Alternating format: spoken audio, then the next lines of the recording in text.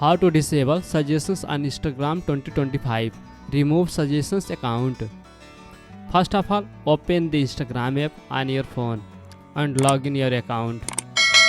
Tap on your profile icon. Here select edit profile option.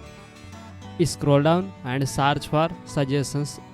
Here not showing a suggestions content or suggestion account option. Go back your home screen. Open your preferred browser. Open Instagram in your browser and log in. Tap on the profile icon at the bottom right corner. Select edit profile. Scroll down and find the show account suggestions on profile. Toggle switch on off and you will not showing a suggestion account on your profile. And that's it. You now know how to disable suggestions and remove suggested account on Instagram in 2025. If you found this video helpful, don't forget to like, share and subscribe for more tech tips. Got any questions? Drop them in the comments below. Thanks for watching and I will see you in the next one.